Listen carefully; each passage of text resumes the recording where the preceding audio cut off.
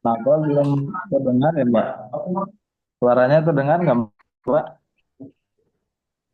Bapak, Suara saya terdengar tidak ya? dengar Bapak. Bentar ya Bapak, bentar lagi kita mulai ya Bapak ya. Hmm. Ini backgroundnya sebenarnya sudah ada. Izin Pak, bagaimana Bapak?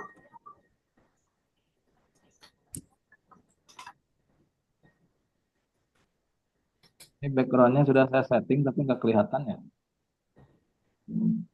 Background apa katanya? Itu kan Iya, sama dia kan.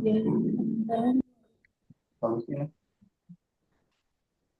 bisa ramping kepada Mas Makmur.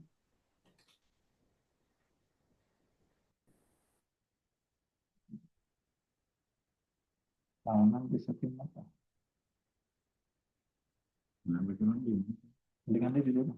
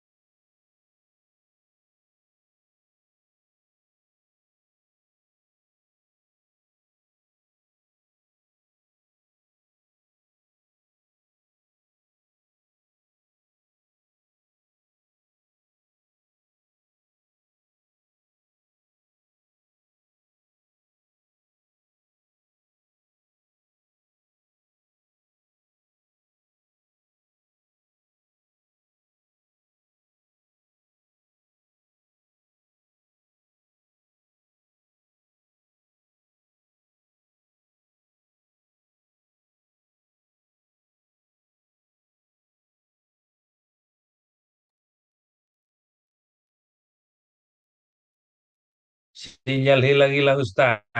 Makanya gitu itu payah.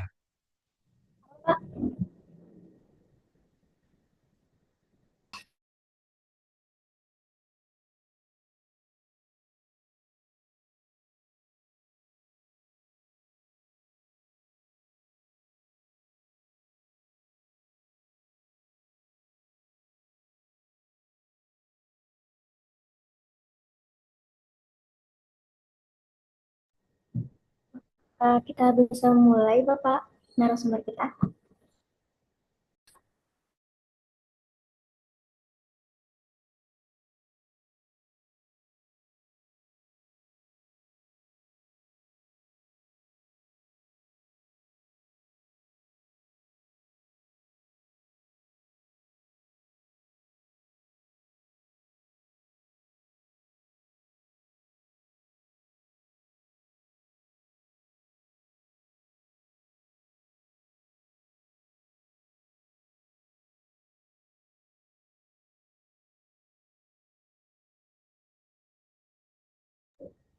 Halo, selamat sore Bapak.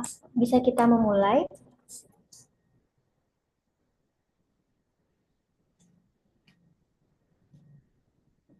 Ya, silakan Mbak. Oh, baik Bapak, kita Maaf ya, ini baru nyeting nih. ya Mohon Bapak maaf. tidak apa-apa. Kita mulai saja ya Pak ya untuk mempersingkat waktu ya Bapak Ya, ya. silakan Mbak. Sambil join-join. Oke, baik Bapak. Bismillahirrahmanirrahim. Assalamualaikum warahmatullahi wabarakatuh. Alhamdulillahirrabbilalamin. Wassalatu wassalamu ala asrofil anbiya'i wal mursalin wa ala alihi sayyidina Muhammadin bihi washabihi ajmain amma ba'du. Puji syukur atas kehadiran Allah Subhanahu wa taala, berkat rahmatnya dan hidayahnya kita dapat berkumpul pada kegiatan webinar pada sore hari ini. Yang kami hormati pimpinan CV di Papres Indonesia beserta jajarannya. Yang terhormat narasumber kita pada sore ini yaitu Bapak Agi Januar MPD. Yang kami muliakan, apa kabar Bapak? Alhamdulillah sehat. Semuanya sehat, Mbak. Serta yang kami banggakan seluruh peserta webinar yang telah hadir pada sore hari ini. Perkenalkan, saya selaku host Nila Mariam akan memandu acara jalannya webinar pada sore ini. Sebelumnya, saya mengucapkan terima kasih kepada Bapak Ibu yang telah hadir pada webinar sore ini yang bertema yaitu menulis teks cerpen menggunakan metode discovery learning berbasis terjemahan Al-Quran dan hadis. Semoga acara ini memberikan ilmu yang bermanfaat dan menjadi pengalaman berharga untuk kita semua. Amin. Sebelum kita memulai webinar ini, izinkan saya menyampaikan beberapa hal penting untuk acara ini. Yang pertama, mohon mengaktifkan mikrofon selama penyampaian materi berlangsung. Yang kedua, aktifkan kamera agar interaksi selama webinar menjadi lebih nyaman dan terasa seperti bertemu langsung. Yang ketiga, pertanyaan dapat diajukan melalui fitur raise hand atau kolom chat. Yang keempat, link absensi akan dibagikan di akhir acara agar sertifikat diberikan kepada peserta yang mengisi absensi. Hadirin yang kami hormati, sebelum penyampaian materi berlangsung, izinkan saya memperkenalkan narasumber kita pada sore ini yaitu Bapak Age Januar MPD. Beliau merupakan seorang dosen yang mengabdi diri di bidang pendidikan bahasa dan sastra Indonesia. Saat ini beliau mengajar di Universitas Muhammadiyah Tasikmalaya, Universitas Bakti Tunas Husada, dan juga di Sekolah Tinggi Keguruan Ilmu Pendidikan atau STKKIP Pancakarya. Beliau dimulai dari Universitas Siliwangi, di mana beliau meraih gelar sarjana pendidikan bahasa dan sastra Indonesia pada tahun 2010. Kemudian beliau melanjutkan studi magister pendidikan di Universitas Muhammadiyah di Purwokerto dan lulus pada tahun 2018. Beliau juga aktif dalam dunia akademik, terbukti dengan berbagai karya ilmiah yang telah ditulis diantaranya pada tahun 2025 dengan judul Hubungan Keterampilan Bilingualisme Terhadap Perkembangan Santri di Ponpes Al-Furqon, serta karya tahun 2024 yang berjudul Nilai Balaka pada puisi berjudul Lagu Ibunda. Selain itu, beliau juga telah menulis berbagai karya lainnya di antara tahun 2018 hingga sekarang, yang mencangkup tentang tema-tema seperti balaka, pendidikan bahasa, mitos budaya, hingga kajian Al-Quran. Tak hanya aktif menulis, Bapak juga aktif di berbagai organisasi, di antara sebagai Ketua MGMP Bahasa Indonesia tingkat MA pada tahun 2020, Sekretaris di DKM Masjid Siti Aisyah pada tahun 2021, dan anggota Pimda Tapak Suci 262 di Kabupaten Tasikmalaya sejak tahun 2022. Mari kita sambut hangat pada sore ini narasumber kita yaitu Bapak Age Januar yang akan membagikan ilmu dan pengalaman kita pada sore hari ini. Silakan Bapak.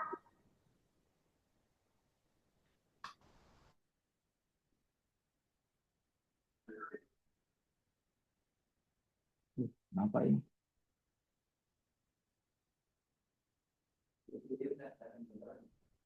Baik, terdengar suaranya Mbak? Terdengar Bapak? Sebelumnya mohon maaf terlambat. Jadi barusan ada rapat dulu di sekolah, di pondok. Jadi persiapannya tidak matang lah. Persiapan untuk menyeting ininya nih Zoom-nya. Mohon maaf ya. Iya Bapak. Baik, bismillahirrahmanirrahim. Assalamualaikum warahmatullahi wabarakatuh. Waalaikumsalam warahmatullahi wabarakatuh. Subhanalladzi asra bi abdihi laila minal masjidil haram ila masjidil aqsa alladzi barakna alaikum bisunati wa sunnati ala khair rasidin. Alhamdulillahirabbil alamin, kita masih diberi nafas oleh Allah Subhanahu wa taala. Yang saya hormati Bapak Anjar, kemudian beserta tim di Papres, kemudian Mbak Dipa dan jajarannya, dan audiens yang tidak bisa disebutkan namanya satu persatu. Baik, terima kasih atas kesempatan hari Selasa ini ya, tanggal 22. Nah, izin share materi. Mohon maaf.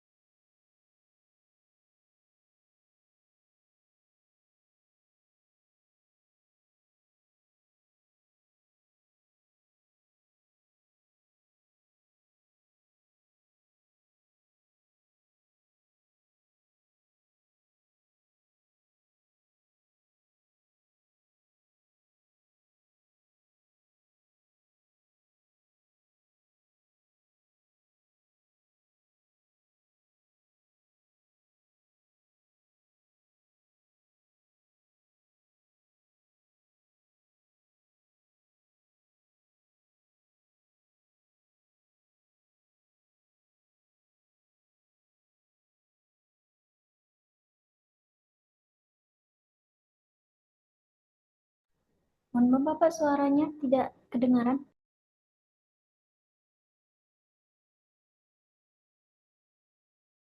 Halo Bapak, dengar suara Nilam Bapak?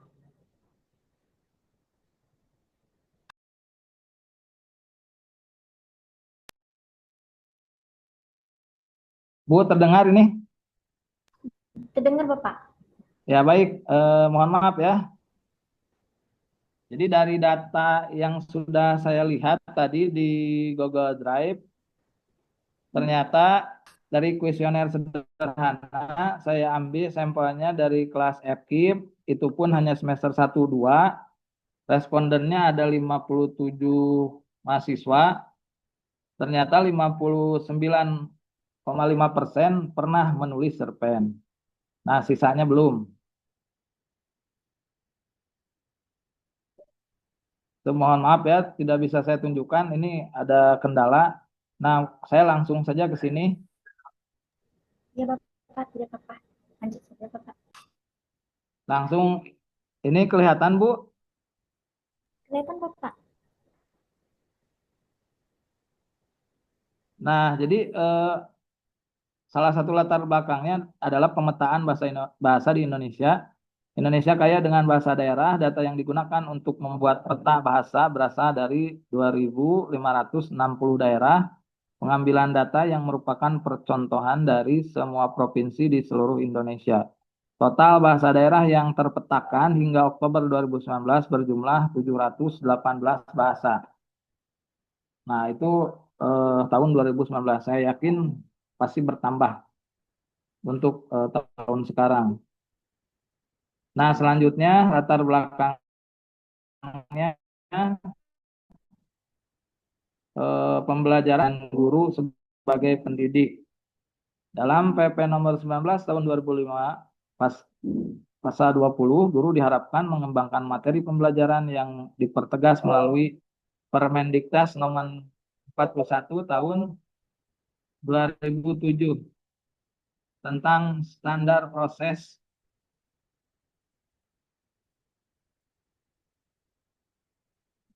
Ibu mohon maaf ya, ini adzan dulu. Ya Bapak, tidak Bapak. Saya berhenti dulu ya. Ini izin dulu, ada adzan. Halo Bapak?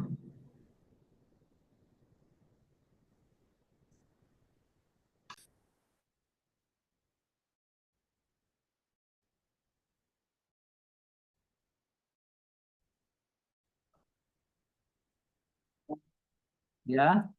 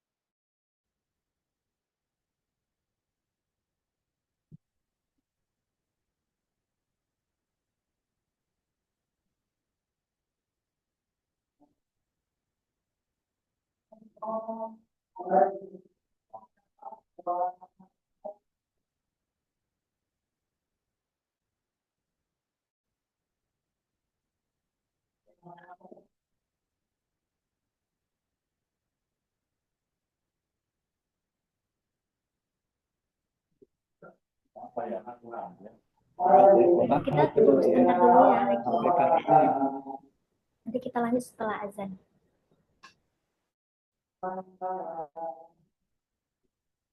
Share screen.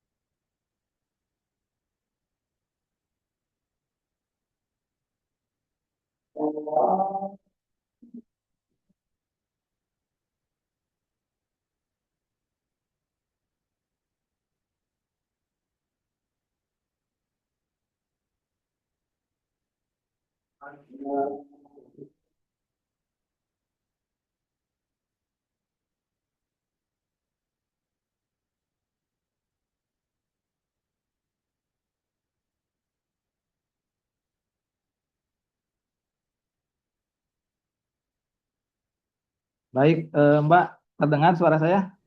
Dengar Bapak? Baik, kita lanjutkan. Mohon maaf tadi ada azan dulu, saya berhenti dulu. Nah, saya lanjutkan sekarang. Baik Bapak. Nah, terkait survei ini data sederhana yang bisa saya tampilkan. Jadi respondennya ini ada 57 mahasiswa.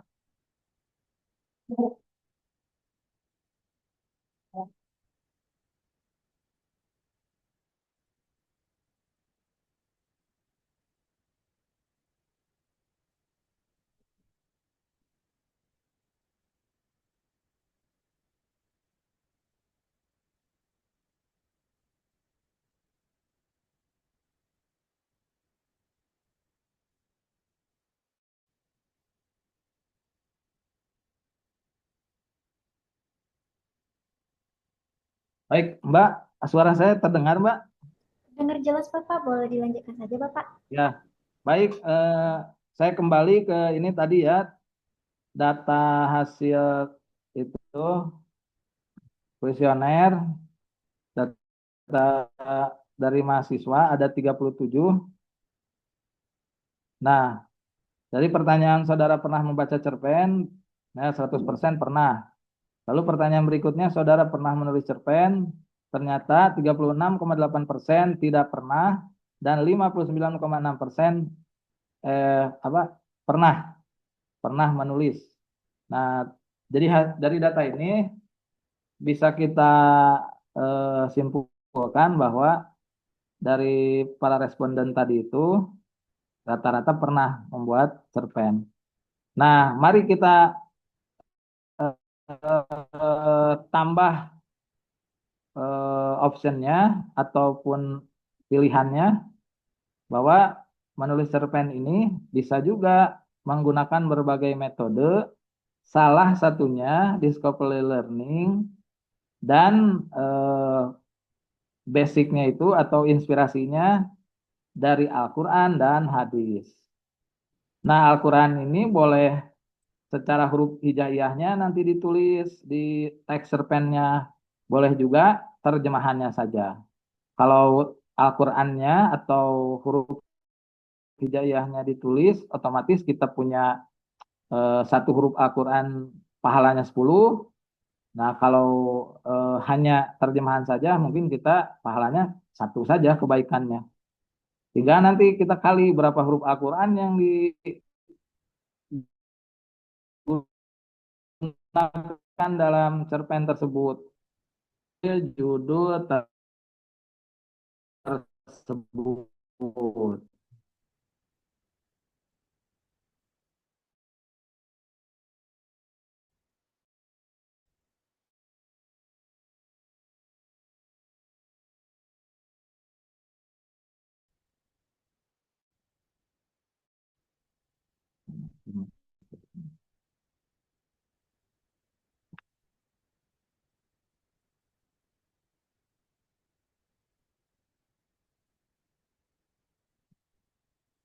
Nah, saya kembali ke latar belakang ini.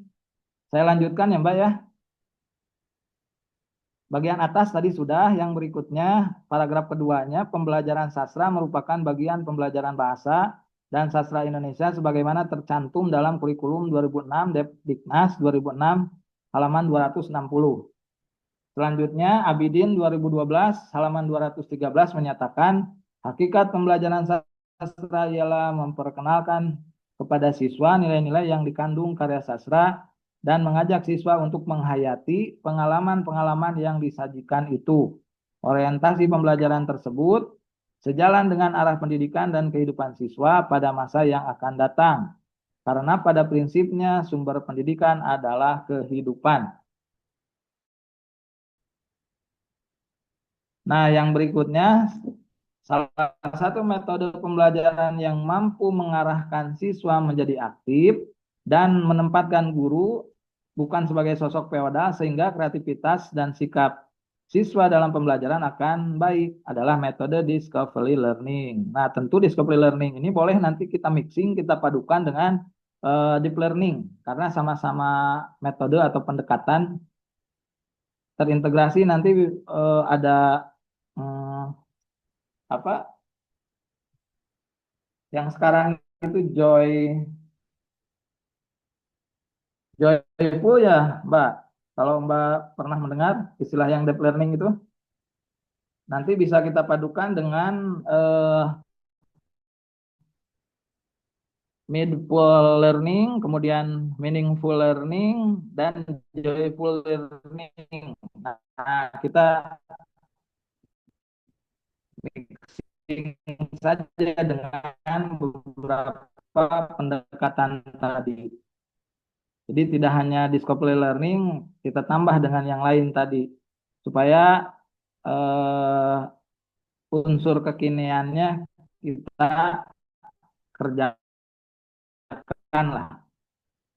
Lalu Dahar pada 2014 halaman 74 mengungkapkan bahwa discovery learning merupakan sebuah metode pembelajaran yang dilandasi teori Barner dengan hasil penelitiannya yang meliputi persepsi manusia, motivasi, belajar, dan berpikir. Dalam pembelajaran manusia sebagai pemproses, pemikir, dan pencipta informasi Islam yang abadi, di mana semakin maju ilmu pengetahuan, semakin tampak validitas kemukjizatannya. Allah Subhanahu wa taala menurunkannya kepada Nabi Muhammad SAW dengan membebaskan manusia dari berbagai kegelapan hidup menuju cahaya lurus. Semakin sering membaca, maka semakin mudah menemukan ide gagasan untuk menulis. Kebiasaan membaca harus ditanamkan dalam hati dan pikiran agar menjadi kebutuhan. Tentu banyak manfaatnya, salah satunya bisa menambah perbendaharaan kata, menaikkan level literasi, berpikir konseptual, dan seterusnya, sehingga menjadi modal dasar untuk menulis. Dalam perspektif Islam, istilah membaca merupakan aktivitas yang begitu penting, apalagi kalau yang dibacanya ayat Al-Quran serta mengamalkannya. Allah Subhanahu wa taala berfirman dalam surat Al-Qamar ayat 40, "Walaqad yasarna Qur'ana lidikrihi fahami mudakir." Artinya, dan sungguh telah kami mudahkan Al-Qur'an untuk peringatan, maka adakah orang yang mau mengambil pelajaran? Nah, berikutnya hakikat cerpen. Ada short story merupakan karya sastra sekaligus disebut fiksi Nurgiantoro 2012 halaman 9. Selanjutnya Jasin dan Nurgiantoro 2012 halaman 10 mengatakan bahwa cerpen adalah sebuah cerita yang selesai dibaca dalam sekali duduk. Kira-kira berkisar antara setengah sampai 2 jam, suatu hal yang kiranya tak mungkin dilakukan untuk sebuah novel. Panjang cerpen itu bervariasi, ada cerpen yang pendek, short story, bahkan mungkin pendek sekali berkisar 500-an kata. Ada cerpen yang panjangnya cukupan, middle short story, serta ada cerpen yang panjang long short story yang terdiri dari puluhan atau bahkan beberapa puluh ribu kata. Selanjutnya ada unsur-unsur cerpen, ada tema, cerita, plot, penokohan, latar. Nah, tidak saya jelaskan lebih detail supaya cepat. Lalu ada sudut pandang, gaya bahasa, amanat, atau value, nilai moral. Nah, adapun penelitian relevannya, penerapan metode Think Talk Write dalam pembelajaran menulis teks cerpen pada siswa menengah atas, Indri Yuliana dan kawan-kawan 2019, Jurnal Pendidikan Bahasa dan Sastra Indonesia. Nah, simpulannya, menulis cerpen menggunakan metode discovery learning berbasis terjemahan Al-Quran dan hadis menjadi salah satu alternatif dalam pembelajaran menulis cerpen khususnya anak SMA. Melibatkan ayat Al-Quran dan hadis dalam pembelajaran khususnya menulis cerpen membuat value bertambah. Karena satu huruf Al-Quran terdapat 10 kebaikan. Bagi yang membaca atau yang dan hadis secara tidak langsung kita sedang berdakwah lewat karya sastra. Karena dakwah itu inklusif, tugas bersama khususnya seorang muslim sesuai kompetensi. Maksud kompetensi itu sesuai makom, sesuai kemampuan. Jadi tugas dakwah itu bukan hanya diserahkan kepada asatid, ulama, kiai, kita pun sebagai pengajar, pendidik punya kewajiban berdakwah sesuai kemampuan. Nah, bagian berikutnya, ini ada Quran Surat Al-Imran ayat 110. Kuntum khairu ummati ukhrijat linas ta'muruna bil ma'ruf wa tanhauna 'anil munkar. Wa tu'minuna billahi walau amana ahlul kitab lakana khairal lahum minhumul mu'minun wa aksaruhum fasikun. Kamu umat Islam adalah umat terbaik yang dilahirkan untuk manusia selama kamu menyuruh berbuat yang ma'ruf, mencegah dari yang munkar, dan beriman kepada Allah. Seandainya ahlu kita beriman, tentulah itu lebih baik bagi mereka. Di antara mereka ada yang beriman dan kebanyakan mereka adalah orang-orang fasik.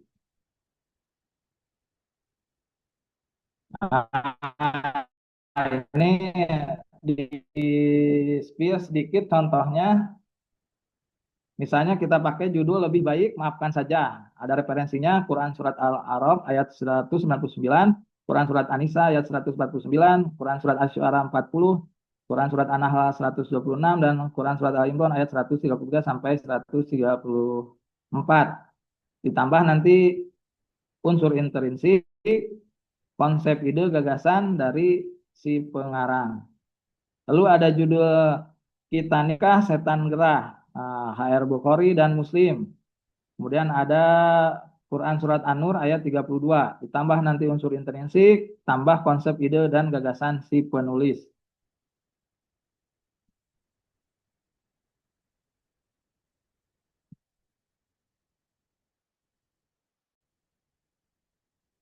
Nah, untuk lebih detailnya, insya Allah barangkali suatu saat bisa bertemu lagi dengan apa latihannya lah, prakteknya.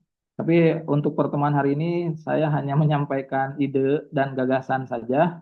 Jadi belum ke praktek, belum ke tahap bagaimana cara eh, menulisnya. Jadi belum ada simulasi. Nah, seperti itu Bapak Ibu yang saya hormati, presentasi saya mohon maaf apabila cepat karena ini jujur waktunya sangat mepet ya Mbak. Itu jam 3, tapi tidak apa-apa. Mudah-mudahan suatu saat bisa silaturahmi kembali dalam suasana yang lebih mendukung lah. Ya, barangkali itu Mbak. Baik, Bapak, izin bilang lagi ya, Bapak ya. Para materi dari yang sangat menarik dan bermanfaat bagi kita semua, ada narasumber kita sore ini. Selanjutnya kita akan memasuki sesi tanya jawab. Bagi yang ingin bertanya secara langsung, silakan gunakan fitur raise hand atau kolom chat dan kami akan berikan kesempatan untuk berbicara secara bergiliran. Baik, Bapak Anjar, silakan Bapak. Oke, terima kasih Mbak. Eh, ini tujukan kepada narasumber bahwa menanamkan nilai spiritual melalui cerpen ini memang sangat diidam-idamkan oleh seorang tenaga pendidik. Akan tetapi kadangkala ketika membuat cerita pendek itu, apalagi dia bernuansa Islami, yaitu Al-Quran maupun hadis, ini kadangkala seseorang itu dari segi sumber referensi minim sekali, apalagi dia itu tenaga pendidik di tingkat sekolah dasar maupun di SMP sederajat gitu. Oleh karena itu, menurut pengalaman dari Pak narasumber kira-kira tadi kan sesuai dengan penjelasannya bisa katanya setengah jam, 1 jam kalau nggak salah tadi kan Pak narasumber. Oleh karena itu dalam dunia pendidikan saat ini tantangan utama bukan hanya mengajarkan pengetahuan, kan, tetapi bagaimana menanamkan nilai-nilai belusnya itu, nilai-nilainya itu, nilai-nilai apa itu moral maupun spiritual yang kuat kepada peserta didik. Menurut pengalaman yang dilakukan oleh Pak narasumber, kira-kira ketika membuat cerpen ini, ya kadangkala saya pribadi pun ketika membuat suatu artikel, ya mengalami kendala, takut saya salah ketika diajukan ke koran atau majalah, bahkan jurnal-jurnal ilmiah, ataupun tugas-tugas perkuliahan selama ini. Kira-kira itu dulu. Baru yang kedua, agar ilmu yang diajarkan oleh narasumber ini bisa meluas menjadi amal jariah bagi kita nantinya. Oleh karena itu, discovery learning ini kan diberikan kepada siswa-siswi bagaimana mengarang suatu cerita pendek yang bernuansa Islami berdasarkan Al-Quran maupun hadis seperti tadi dalil-dalil yang dibuat oleh Pak narasumber itu, sehingga para anak-anak apa tidak lagi mau main gadget gitu, main gadget. Nah, ini pun perlu diantisipasi karena selama ini si anak terus nakal-nakal, nakal mulai dari yang nakal belum lagi mengganggu adeknya, ribut terus. Kalau nggak dikasih gadget kan eh, nggak diam dia, itu Pak narasumber. Oleh karena itu, langkah yang kita lakukan contohnya agar bisa nanti sebagai bahan bagi Kementerian Pendidikan dalam membuat suatu kurikulum agar si anak memang kalau di Islam itu tidak alergi dengan ilmu pengetahuan dan teknologi. Akan tetapi sekarang ini gara-gara gadget itu si anak memang lupa semuanya. Aturan hafal di Al-Quran yang 30 juz gara-gara main gadget itu lupa semuanya. Bahkan hadis itu ada yang menguasai udah 500 hadis, 100 hadis tanpa sanad maupun pakai sanad. Itu hilang semuanya, Pak narasumber. Itu saja saya kembalikan, terima kasih. Mohon jawabannya. Baik, terima kasih Pak Anjar. Kita di sini berdiskusi apa ya? Saling bertukar informasi, bertukar Ya, pengalaman. Terima kasih atas pertanyaannya. ya. Sebelumnya, memang target dari materi ini sebenarnya khusus untuk anak-anak yang basicnya itu Hmm. tidak pesantren, tidak pula ngaji misalnya. Zaman sekarang kan anak-anak, kata Bapak tadi secara faktual sibuk dengan gadgetnya. Jarang kita temui sekarang anak-anak SMA itu pada ngaji, anak SMP pada ngaji, misalnya lah beberapa di kampung-kampung, misalnya di kampung saya khususnya, kebanyakannya yaitu tadi sibuk dengan gadgetnya. Nah, karena target menulis cerpen ini basicnya tadi MA khususnya, kalau di negeri kan mata pelajaran agama kalau saya tidak salah itu 2 jam ya Pak ya. Ya, 2 jam Memang satu minggu. memang akan sukar, tidak akan terinspirasi dengan kesempurnaan ilmu yang ada dalam Al-Quran ataupun hadis. Padahal Al-Quran itu mengakomodir semua disiplin ilmu. Misalnya kita mau ilmu parenting itu bisa diambil dari Quran surat Al-Luqman misalnya. Nah, di sana ilmu parenting bagi prodi BK itu bisa belajar di sana. Nah, supaya eh, generasi muda ini mencintai Al-Quran itu memang stimulusnya terlebih dahulu harus ibunya, terutama ibunya sebagai madrasatil ula. Jadi jangan mentang-mentang anaknya sudah pada gede, sudah pada balik,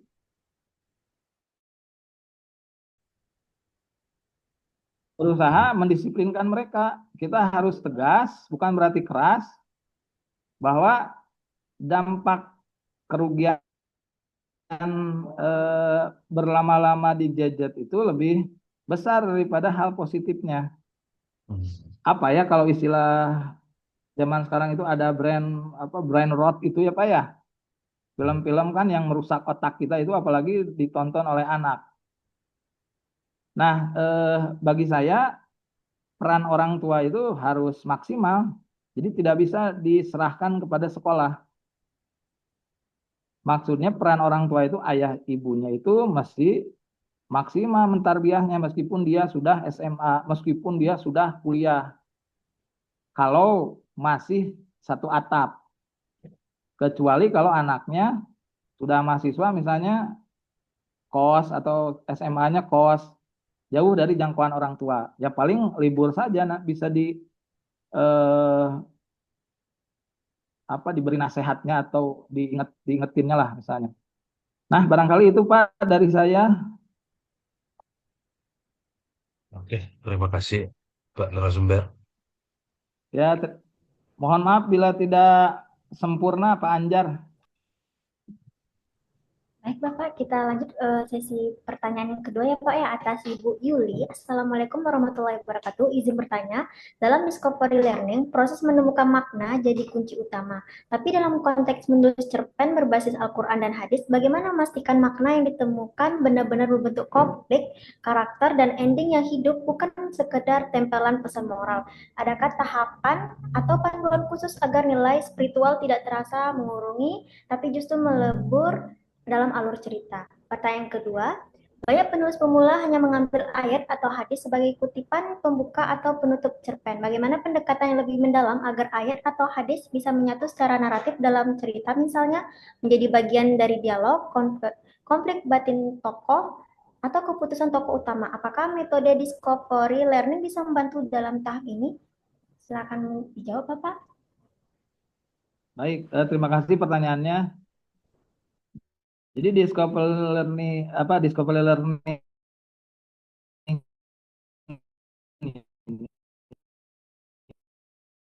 ini sebenarnya salah satu metode saja. Mixing digabung tadi kan boleh dengan joyful meaning, dengan meaningful meaning, atau dengan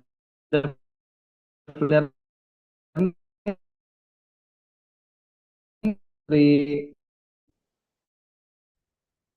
Menteri Dikdasmen ya, Pak Muhammad Lutfi. Nah, jadi di scope learning ini bukan berarti satu-satunya metode, sebenarnya bisa kita mixing dengan meaningful learning, meaningful learning, dan joyful learning. Jadi keempat itu kita gabungkan sehingga tahapan-tahapan belajar itu bisa kita capai. Meaningful learning itu kan kita bagaimana belajar itu bisa bermakna. Nah, belajar bermakna itu ketika kita mengalami prosesnya. ketika kita eh, berjalan atau menemukan hal-hal yang kita praktekkan, yang kita kerjakan tidak hanya textbook. Ya, kita ajaklah misalnya kemana supaya discovery learning ini dan meaningful learning ini bisa kita peroleh. Atau dia eh, punya inspirasi tambahan. Kalau hanya di kelas atau di ruangan bisa jadi inspirasinya ya tidak berkembang. Kalau di udara bebas, di taman, misalnya di area-area sekolah,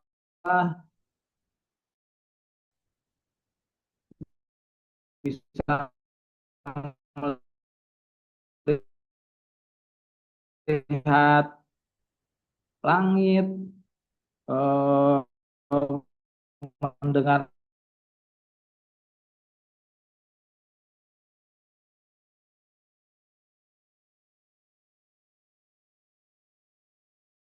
Mohon maaf Bapak Ibu, kita nunggu narasumbernya masuk dulu ya, mungkin terkendala karena jaringan. Jaringan apa hilang-hilang. Di Sumatera Utara pun hilang-hilang.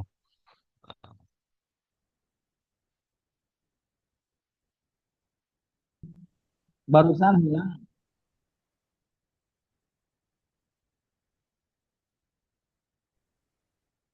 Tadi terdengar penjelasan yang barusan sebelum hilang. Dengar Bapak? Yang pertanyaan kedua sekarang ya Mbak ya. Nah, Boleh. bagi para penulis pemula tentu harus punya basic eh, keagamaan ya. Basic keagamaan itu maksudnya backgroundnya man lah gitu. Atau pernah ngaji, konsisten ngaji misalnya supaya apa yang ditulis, apa yang disampaikan nanti di teks cerpennya itu tidak hanya simbolis ayat saja, tapi tidak tahu maknanya.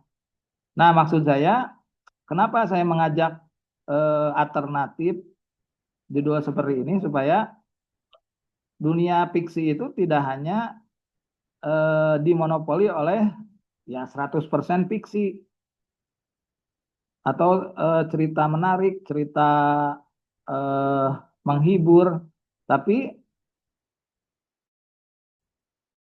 nah itu yang eh, itu dalam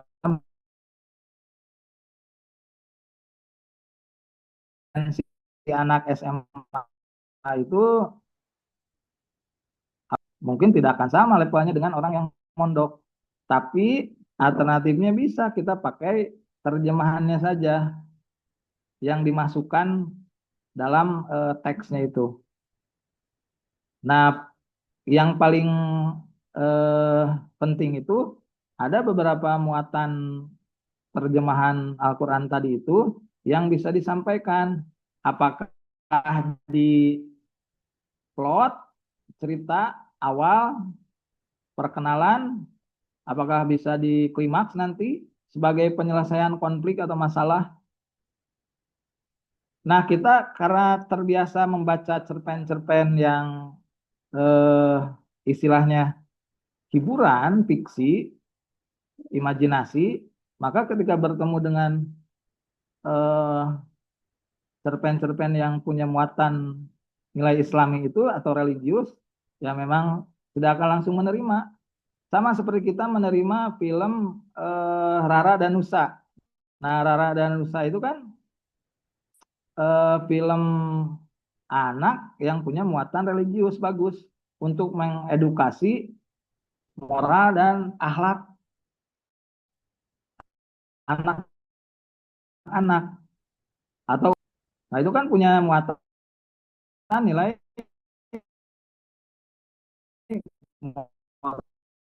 moral yang sangat baik.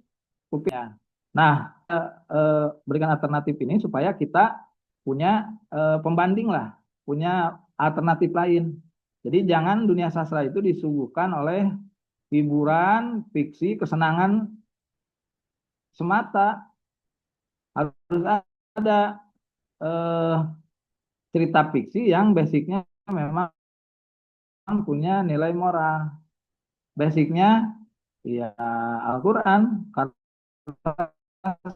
semua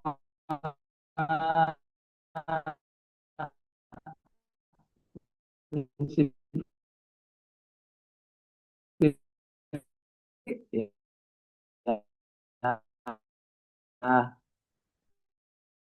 minimal dia pernah ngaji, bisa disampaikan, ditulis, atau terjemahan saja.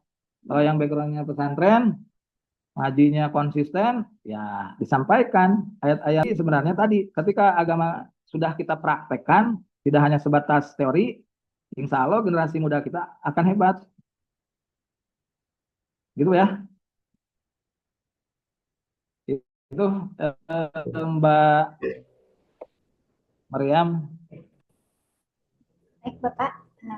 Alhamdulillahirrahmanirrahim. Terima kasih atas penjelasan dan pertanyaan beberapa yang sudah dijawab oleh Bapak narasumber kita. Kita memasuki sesi terakhir yaitu dokumentasi ya Bapak ya. Tapi sebelum dokumentasi, izinkan saya mengenalkan CV di Papres Indonesia ya Bapak. Oke, CV di Papres Indonesia adalah perusahaan penerbitan buku yang membantu penulis dari berbagai kalangan seperti dosen, mahasiswa, ataupun umum untuk menerbitkan buku yang profesional dan ber-ISBN. Di paket CV di Papers Indonesia ini terdapat beberapa paket. Yang pertama itu paket kolaborasi, yaitu paket menulis bersama dengan penulis lain yang mulai harga 150 per bab kecuali 300. Fasilitas yang dapat yaitu free editing, free layout cover, free SBN plus haki, free makeup promosi, editor berpengalaman, terindeks Google Scholar, royalti penjualan 20%, sertifikat penulis video review buku. Yang kedua kita punya paket tulis hemat, yaitu jika Bapak yang sudah mempunyai naskah minimal 75.000 sudah bisa diterbitkan jadi buku dengan harga 500.000. Fasilitas yang akan didapatkan ISBN, 2 eksemplar buku, template buku, layout profesional, desain cover, editor berpengalaman, maka promosi, royalti penjualan 20%, sertifikat penulis, e-book, serta video ulasan buku. Yang ketiga, kita mempunyai paket tunggal, yaitu buat Bapak atau Ibu yang nggak mau ribet, cukup kirimkan saja naskahnya ke kami yang akan memprosesnya hingga terbit. Fasilitas yang didapat, pertama, e-book gratis, 3 eksemplar buku gratis, terindeks Google Scholar, sertifikat penulis, royalti 20%, buku terbit dengan ISBN, video ulasan, mockup gratis, serta promosi penjualan. Yang keempat, kita mempunyai paket konversi. Jika Bapak atau Ibu mempunyai skripsi, tesis, ataupun jurnal dan disertasi yang belum sempat dibukukan, kami bisa bantu prosesnya Bapak di CV Papers Indonesia.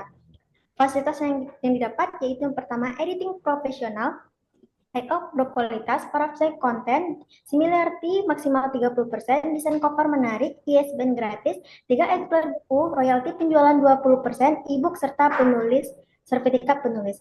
Yang kelima, kita mempunyai paket ghostwriter. Jika Bapak Ibu yang sangat sibuk dan belum sempat nulis, Bapak Ibu mempunyai ide tapi belum sempat, berikan saja ke kami yang akan memprosesnya hingga terbit. Pas Bapak Ibu terima beres saja. Fasilitas yang dapat yaitu naskah profesional, disiapkan editor berpengalaman, ISBN resmi, haki, layout dan cover book, royalti penjualan 20%, e-book, sertifikat penulis, buku 3 fisik hardcover, serta video ulasan buku pemasaran via marketplace.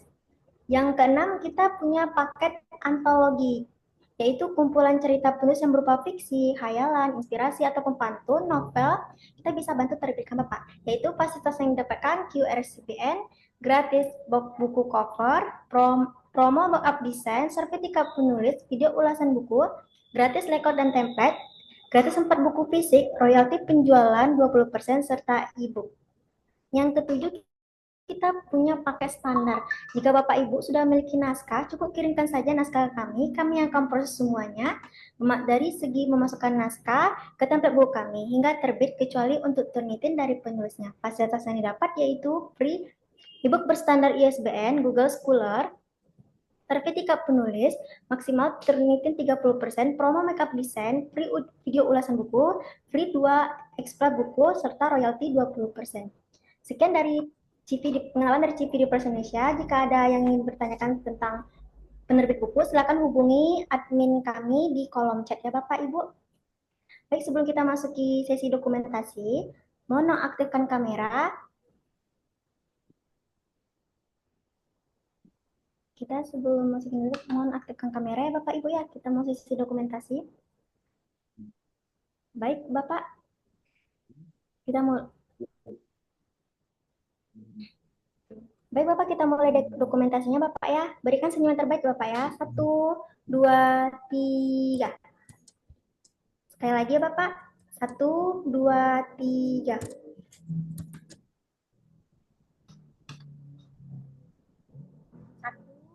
2, 3. Alhamdulillah, rangkaian acara pada hari ini kita lalui bersama dengan lancar. Semoga materi yang disampaikan oleh narasumber kita, yaitu Bapak Age Januar MPD, bermanfaat dan berinspirasi bagi kita semua. Amin.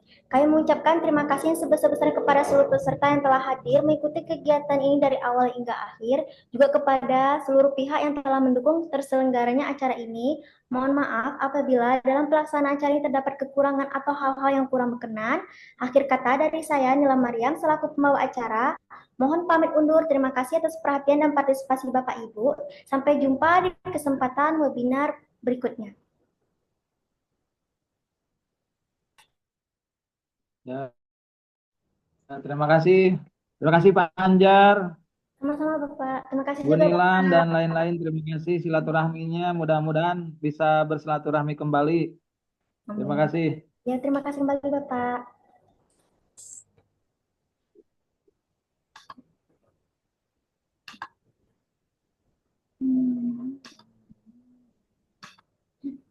Pesantren seringkali kita kenal sebagai tempat pendidikan karakter, tempat membentuk akhlak dan ilmu agama. Namun, di balik pagar-pagar pesantren yang kokoh, tersimpan dinamika kehidupan remaja yang penuh warna, termasuk berbagai bentuk kenakalan santri. Lewat buku di balik pagar pesantren, Titip Elias, Titik Dedi membawa kita untuk memahami sisi lain dari kehidupan santri, sisi yang jarang dibicarakan. Namun nyata adanya, buku ini hadir sebagai refleksi mendalam tentang realitas yang sering terabaikan. Buku menyoroti bagaimana kenakalan santri bukanlah tanda kegagalan pesantren, melainkan bagian dari proses perkembangan remaja yang harus dipahami dengan pendekatan yang tepat. Buku ini membahas berbagai faktor penyebab kenakalan santri, mulai dari pengaruh lingkungan, tekanan sosial, hingga